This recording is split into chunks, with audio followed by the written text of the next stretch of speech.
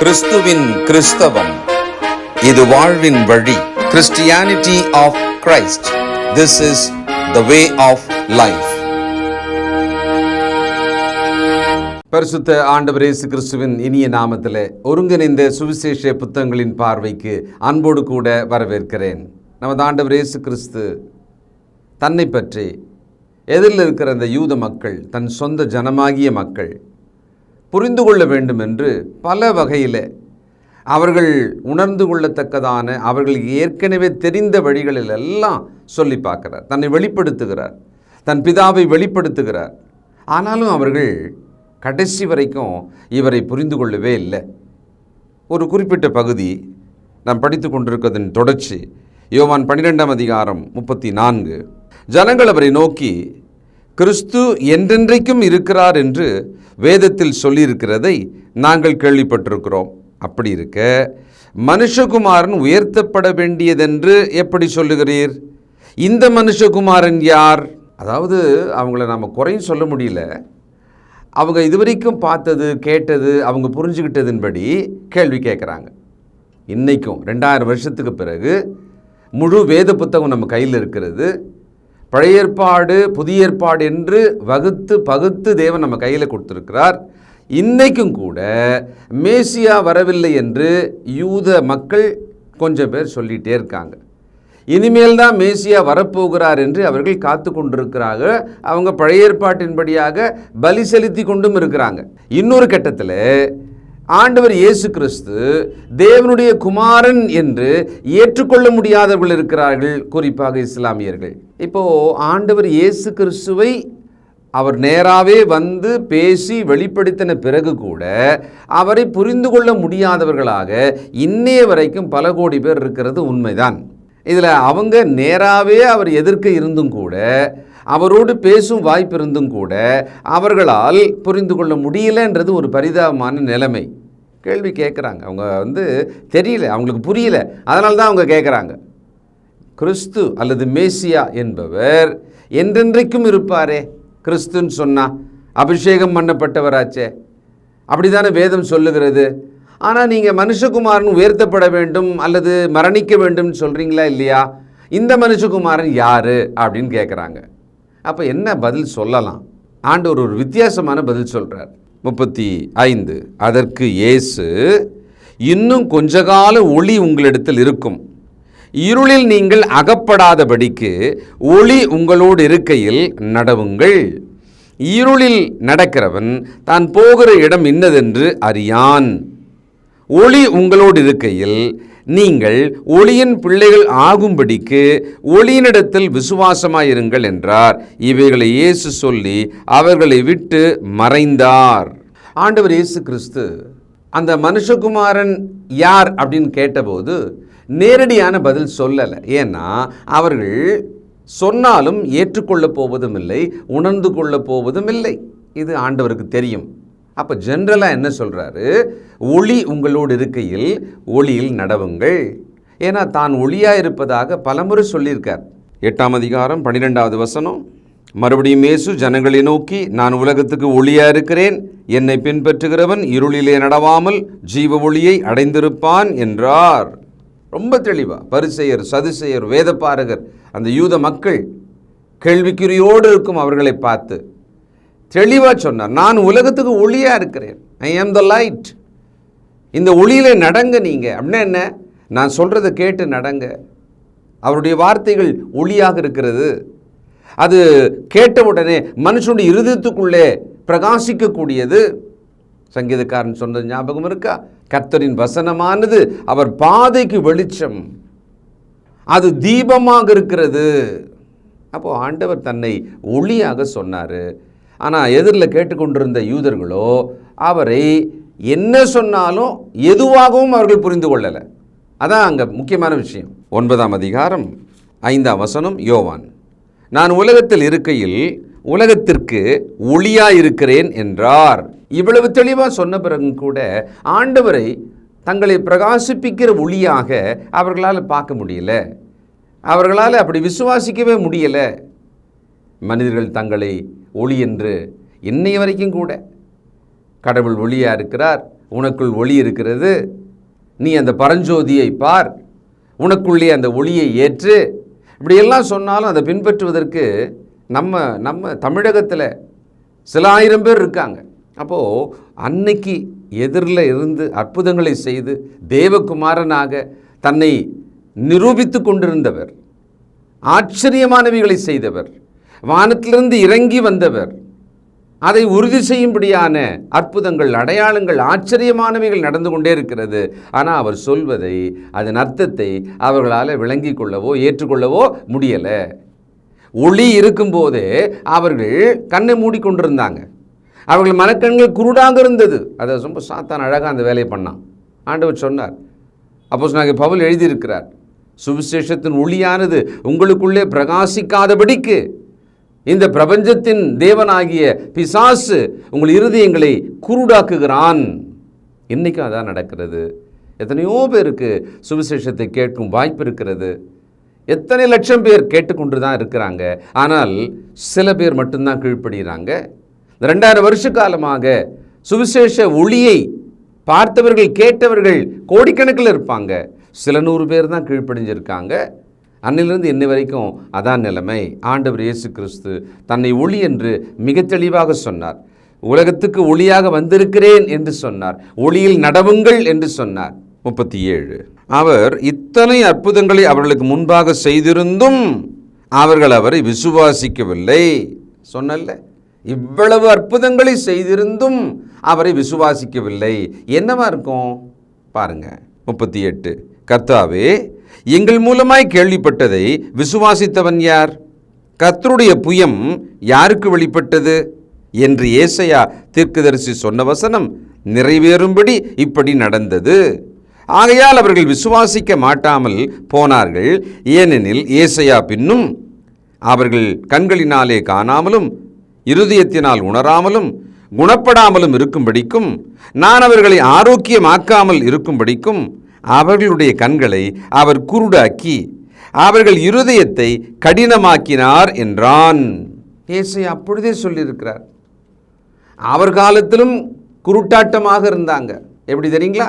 ஏசாயா 5ஆம் அதிகாரம் 20 தீமையை நன்மை என்றும் நன்மையை தீமை என்றும் சொல்லி இருளை வெளிச்சமும் வெளிச்சத்தை இருளுமாக பாவித்து கசப்பை தித்திப்பும் தித்திப்பை கசப்பும் என்று சாதிக்கிறவர்களுக்கு ஐயோ! தங்கள் பார்வைக்கு ஞானிகளும் தங்கள் எண்ணத்துக்கு புத்திமான்களுமாய் இருக்கிறவர்களுக்கு ஐயோ! இதான் அன்னைக்கு ஏசாயா இருந்த பொழுது இஸ்ரவேல் மக்களோட சூழ்நிலை, மனநிலை. அப்பவே அவர் எழுதி வச்சிருக்கிறார். யாருக்கு தான் கர்த்தர் வெளிப்படுத்தின வெளிப்பாடு புரிந்து கொள்ளப்படுகிறது? எவனுமே புரிஞ்சுக்கிறது இல்லையே. அவர்கள் கண்கள் இருக்கிறது ஆனால் காணவில்லை. அவர்களுக்கு இருதயம் இருக்கிறது ஆனால் உணரவில்லை. அதிசயங்களை செய்தாலும் கூட அவர்கள் அதை விசுவாசிக்கவில்லை. இன்னைக்கும் கூட அதே நிலைமை தான். அதனால் என்ன பண்ணுறான் மனுஷன்? ஏதாவது அற்புத அடையாளங்கள் நடக்குமான்னு மட்டும் தேடி ஓடுறானே ஒழிய மெய்யான சத்தியத்தை அவன் புரிந்து கொள்ளவில்லை. இன்றைக்கு அற்புதங்கள் தேவனால் இப்படி மேடைகளிலே நடத்தப்படுகிறதாக சொல்கிறாங்க இல்லையா? அவைகள் ரொம்ப போலித்தனமானது. நம்முடைய வாழ்க்கையில் தேவன் நம்மை அற்புதமாக நடத்துகிறார், ஆச்சரியமானவர்கள் நமக்கு செய்கிறார், அதில் எந்த சந்தேகம் இல்லை. ஆனால் இதோ இந்த வசனத்தை உறுதி செய்யும்படியாக அற்புதம் பாருங்களேன் அப்படின்னு சொன்னால் அப்படி ஒன்றும் இப்போ நடக்க வேண்டிய அவசியம் இல்லை. காரணம் என்னென்னா, ஏற்கனவே செய்யப்பட்ட அற்புத அடையாளங்களால் உறுதி செய்யப்பட்ட வசனங்கள் நம்முடைய கையில் இருக்கிறது. இப்போ விஷயம் என்ன? அன்னைக்கு இருந்த மக்கள் இயேசு நேரடியாக அநேக அற்புதங்களை செய்திருந்தும் கூட அவரை விசுவாசியாமல் போனாங்க. காரணம் என்ன? அவர்கள் கண்களால் சரியாக பார்க்கலை, அவர்கள் மனதால் சரியாக உணரலை. அதனால் அவர்கள் விசுவாசிக்க முடியலை. 41 ஏசாயா அவருடைய மகிமையை கண்டு அவரை குறித்து பேசுகிற போது இவைகளை சொன்னான். ஆகிலும் அதிகாரிகளிலும் அநேகர் அவரிடத்தில் விசுவாசம் வைத்தார்கள். அப்படியிருந்தும் ஜெபாலயத்துக்கு புறம்பாக்காதபடி பரிசேயர் நிமித்தம் அதை அறிக்கை பண்ணாதிருந்தார்கள். ஏசாயா தேவனுடைய மகிமையை கண்டு அப்படி சொன்னாராம். ஜனங்க புரிஞ்சுக்கல, அவர் புரிஞ்சுக்கிட்டார். அடுத்தது ஆண்டவர் ஊழியம் செய்த அந்த சமயத்தில், இப்போ நம்ம படிச்சுட்டு இருக்கிற அந்த கான்டெக்ஸ்டில் நிறைய பேர், அதிகாரிகள் அநேகர் விசுவாசம் வைத்தார்களாம். அவங்களுக்கு புரிஞ்சிடுச்சு. அவங்க அறிவுபூர்வமாக பார்ப்பாங்களா இல்லையா? ஆனாலும் தேவாலயத்திலிருந்து நம்மளை விலக்கி வச்சுருவாங்களோ அப்படின்னு சொல்லிட்டு அதை வெளிப்படுத்தாமல் இருந்தார்களாம். அப்போ அவன் புரிஞ்சுக்கிட்டது, விசுவாசித்தது பிரயோஜனம் இல்லாமல் போச்சு. பார்த்தீங்களா? அதனால தான் மார்க்க பிரிவினையில் இருக்கிறவங்க நம்ம நிகழ்ச்சிகள்லாம் பார்ப்பாங்க, திருமறை நேரம்லாம் பார்ப்பாங்க. ரொம்ப நல்லா இருக்குது, ரொம்ப கரெக்டாக இருக்குது, நான் 10 வருஷமாக கேட்டுருக்கேன், 20 வருஷமாக ஐயா பிரசங்கங்களை கேட்டுக்கிட்டே இருக்கிறேன்னுவாங்க. ஆனாலும் அவர்களுடைய அந்த மார்க்க பிரிவினையை விட்டு வெளியில் வரவே முடியாமல் ரசிப்பாங்க, ஒரு ரசிகராக மட்டும் இருப்பாங்க. பிரயோஜனம் இல்லை. 43, அவர்கள் தேவனால் வருகிற மகிமையிலும் மனுஷரால் வருகிற மகிமையை அதிகமாய் விரும்பினார்கள். இதுதான் பிரச்சனை. இன்றைக்கும் தான் பிரச்சனை. எனக்கு அங்கே பொறுப்பு கொடுத்துருக்காங்க, நான் வர முடியாது. நாங்கள் குடும்பமாக அங்கே தான் இருக்கோம், வர முடியாது. நாங்கள் தான் அந்த ஆலயத்தை கட்டினோம், வர முடியாது. எங்கள் தாத்தா காலத்திலிருந்தே நாங்கள் அந்த சபை தான், அதனால் வர முடியாது. எங்களுக்கு வேலையெல்லாம் போட்டு கொடுத்துருக்காங்க, அதனால் வர முடியாது. நீங்கள் சொல்கிற சத்தியம் ரொம்ப சரின்னு தெரியுது, நாங்கள் இருக்கிறது தவறுன்னு தெரியுது, ஆனாலும் வர முடியாதுன்னு வாங்க. இன்றைக்கி அநேகருடைய நிலைமை அதுதான். நீங்கள் எப்படி? உங்கள் உறவுக்காரங்க இந்த மாதிரி சொல்கிறாங்களா? அவங்களுக்கு கொஞ்சம் தைரியம் சொல்லுங்கள். 44, அப்பொழுது இயேசு சத்தமிட்டு, என்னிடத்தில் விசுவாசமாக இருக்கிறவன் என்னிடத்தில் அல்ல, என்னை அனுப்பினவரிடத்தில் விசுவாசமாக இருக்கிறான். என்னை காண்கிறவன் என்னை அனுப்பினவரை காண்கிறான். என்னிடத்தில் விசுவாசமாக இருக்கிறவன் எவனும் இருளில் இராதபடிக்கு நான் உலகத்தில் ஒளியாக வந்தேன். அப்போ ஆண்டவர் இயேசு சொல்லும் வார்த்தைகளை ஒருவன் விசுவாசிக்க வேண்டும். இவ்வளவு தான் அவர் எதிர்பார்த்தது. அதை விசுவாசிக்க அவர்கள் தயாராக இல்லை. அவர்கள் உணர்வற்றவர்களாக இருந்தார்கள். இன்றைக்கும் கிறிஸ்துவின் உபதேசத்தை சொல்லும் பொழுது கேட்குறாங்க, ரசிக்கிறாங்க, பாராட்டுறாங்க, ஆனால் கீழ்ப்படிய மாட்டுறாங்க. இன்றைக்கி அப்படிப்பட்டவங்க நிறைய பேர் இருக்காங்க. இப்பொழுது ஒருவேளை முடிவெடுங்க. என் ஆண்டவர் சொல்கிறார், இந்த உபதேசத்தை கேட்டு மனம் திரும்பாவிட்டால், விசுவாசியாவிட்டால் என்ன ஆகும்? அடுத்த வசனம் 47, 48, ஒருவன் என் வார்த்தைகளை கேட்டும் விசுவாசியாமற் போனால் அவனை நான் நியாயந்தீர்ப்பதில்லை. நான் உலகத்தை நியாயந்தீர்க்க வராமல் உலகத்தை ரட்சிக்க வந்தேன். என்னை தள்ளி என் வார்த்தைகளை ஏற்றுக்கொள்ளாதவனை நியாயந்தீர்க்கிறது ஒன்று இருக்கிறது. நான் சொன்ன வசனமே அவனை கடைசி நாளில் நியாயந்தீர்க்கும். அப்போது ஆண்டவரோட வசனங்கள் நம்ம கையில் இருக்குது. அதை ஒருவர் போதிக்கிறாரு, நமக்கு கேட்கும் வாய்ப்பும் இருக்கிறது. அதை விசுவாசியாமல் போனால் நம்ம கேட்டோம் பார்த்தீங்களா, அந்த வசனங்கள், சத்தியங்கள், அதுவே நம்மளை ஒரு நாள் நியாயத்தீர்க்கும். இயேசு ஏற்கனவே வந்தார் இரட்சகராக, மீண்டும் வரப்போகிறார் அவர் நியாயாதிபதியாக. நியாயாதிபதியாக வரும்பொழுது அவருடைய வசனம் ஏற்கனவே சொல்லப்பட்டது, உங்களுக்கு போதிக்கப்பட்டது இருக்கு இல்லையா, அது உங்களை நியாயம் தீர்த்துரும். இப்போ இவ்வளவே நம்ம வரிசையாக பார்த்தோமே, இது எப்படி நடந்தது, எப்படி இதெல்லாம் பேசினார்? ஒலிவ மலையினிடத்தில் போன பிறகு மத்திய 24 பட்சம் இல்லை, 1, 2, 3 வசனங்களில் அதுதான். அங்கே சீஷர்கள் கேட்குறாங்க, அப்படியானால் இப்படி எல்லாம் நடக்க போகுதுன்னு சொல்கிறீங்கல்ல, உங்கள் மரணத்தை பற்றி சொல்கிறீங்கல்ல, உலகத்தின் அழிவு முடிவுன்னு சொல்கிறீங்கல்ல, எப்படி இதுக்கெல்லாம் எப்படி சம்பவிக்கும், இதுக்கெல்லாம் அடையாளம் என்ன சொல்லுங்களேன் அப்படின்னு கேட்ட பிறகு தான் இவ்வளவையும் அவர் சொல்லிக்கொண்டே வந்தார். இதை அவர்கள் கேட்டார்கள்.